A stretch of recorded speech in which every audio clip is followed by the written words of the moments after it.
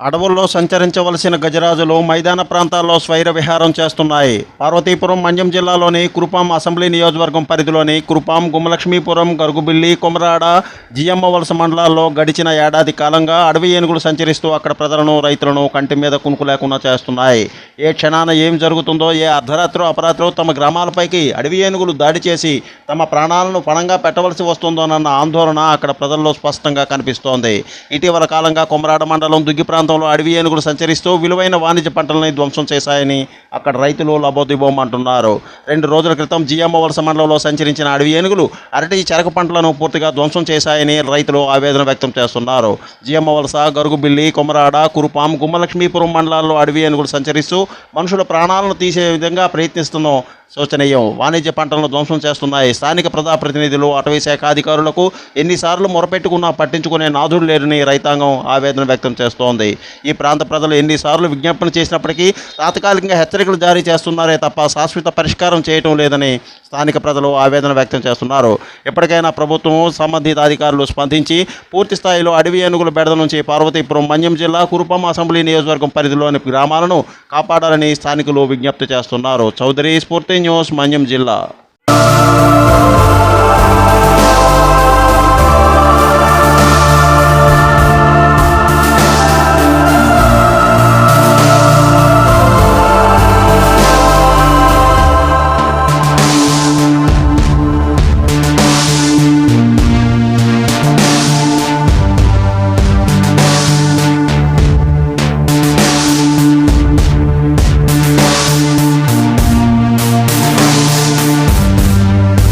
ఏలూరు జిల్లా జంగారెడ్డిగూడెం మండలం గురువాయిగూడెం గ్రామ శివారులో తెల్ల మద్ది చెట్టు కింద స్వయంభూలుగా వెలిసిన శ్రీ మధ్య ఆంజనేయ స్వామివారి క్షేత్రంలో స్వామివారి జన్మ నక్షత్రం పూర్వాభద్ర సందర్భంగా ఆలయ ముఖమండపంపై ప్రత్యేక పూజలు నిర్వహించారు. ప్రత్యేకంగా అలంకరించిన వేదికపైన స్వామివారి అమ్మవార్లను ఆశీనులు చేసి అర్చక స్వాములు శాస్త్రోక్తంగా స్వామివారి కళ్యాణ క్రతువును నిర్వహించారు. స్వామివారి కళ్యాణాన్ని వీక్షించేందుకు పెద్ద సంఖ్యలో భక్తులు విచ్చేశారు. గుంటూరు జిల్లా తుళ్లూరుకు చెందిన భక్తులు 108 సార్లు హనుమాన్ చాలీసాను నిర్వహించారు. దేవస్థానం అన్నదాన సత్రంలో 300 మందికి పైగా భక్తులకు స్వామివారి అన్నప్రసాదాన్ని స్వీకరించారని ఆలయ ధర్మకర్తల మండలి అధ్యక్షురాలు కేసర సరిత విజయభాస్కర్ రెడ్డి, దేవస్థానం కార్యనిర్వహణాధికారి ఆకుల కొండలరావులు తెలిపారు. స్వామి స్ఫూర్తి న్యూస్, పశ్చిమ గోదావరి.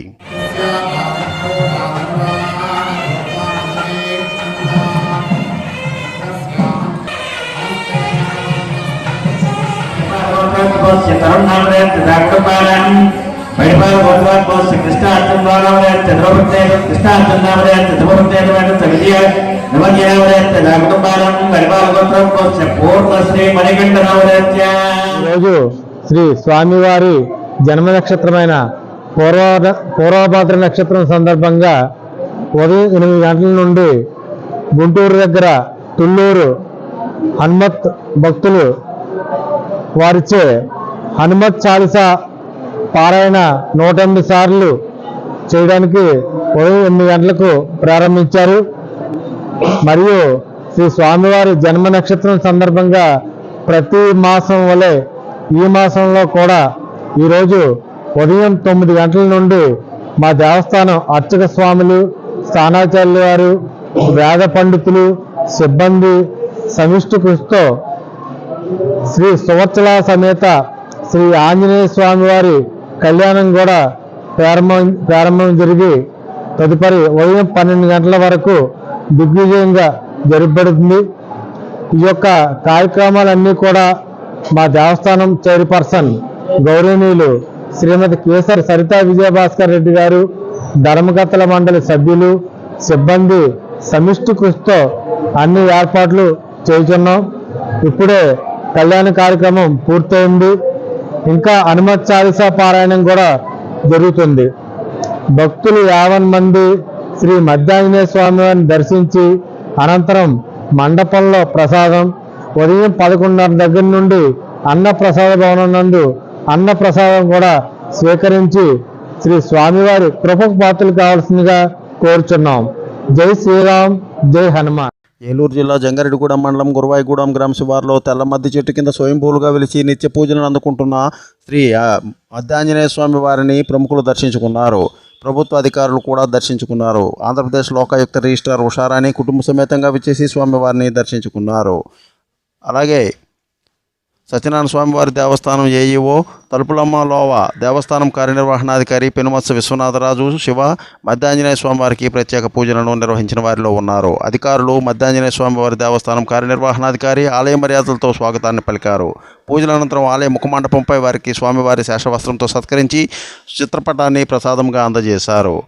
మాఘమాసం సందర్భంగా దేవస్థానంలో ఆలయ వేద పండితులచే సూర్య నమస్కారాలు జరిపించారని ఈవో కొండలరావు తెలిపారు. ఆలయ ధర్మకర్తల మండలి అధ్యక్షురాలు కేసరి సరితా విజయ్ భాస్కర్ రెడ్డి, దేవస్థానం కార్యనిర్వహణాధికారి ఆకుల కొండలరావు ఆధ్వర్యంలో వివిధ పూజా కార్యక్రమాలను నిర్వహించారు. స్వామి స్ఫూర్తి న్యూస్, పశ్చిమ గోదావరి. జై శ్రీరామ్, జై హనుమాన్. ఏలూరు జిల్లా జంగారెడ్డిగూడెం మండలం కురవేగూడెం గ్రామంలో స్వయంభూమూర్తిగా కొలువైన శ్రీ మధ్యాంజనేయ స్వామివారి దేవాలయంలో ధనం ప్రచార మహోత్సవాలు అత్యంత వైభవంగా జరుగుతున్నాయి.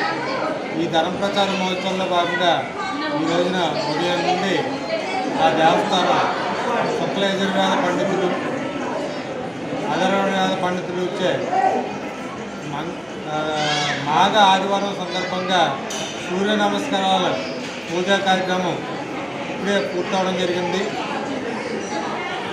అదేవిధంగా ఈరోజు ఆదివారం మాఘాదివారం రోజున ప్రత్యేక పర్వదినం సందర్భంగా అనేక మంది భక్తులు శ్రీ స్వామివారి దర్శనానికి విచ్చేస్తున్నారు. భక్తుల సౌకర్యార్థం అన్ని ఏర్పాట్లు కూడా మా దేవస్థానం చైర్పర్సన్ గౌరవనీయులు శ్రీమతి కేసరి సరితా విజయభాస్కర్ రెడ్డి గారు, ధర్మకర్తల మండలి సిబ్బంది సమిష్టి కృషితో అన్ని ఏర్పాట్లు చేస్తున్నాం. భక్తులు 50 మంది ఇచ్చేసి శ్రీ స్వామివారిని దర్శించి మండపంలో ఉచిత ప్రసాదం, తదనంతరం అన్నప్రసాద భవనం నందు అన్నప్రసాదం కూడా స్వీకరించి వెళ్ళవలసిందిగా కోరుతున్నాం. జై శ్రీరామ్, జై హనుమాన్. ప్రతిష్టాత్మక పద్మభూషణ పురస్కారాన్ని అందుకున్న ప్రముఖ సినీ నటుడు మెగాస్టార్ చిరంజీవిని పశ్చిమ గోదావరి జిల్లా జంగారెడ్డిగూడెం పట్టణానికి చెందిన చిరంజీవులు అభినందనలు తెలిపారు.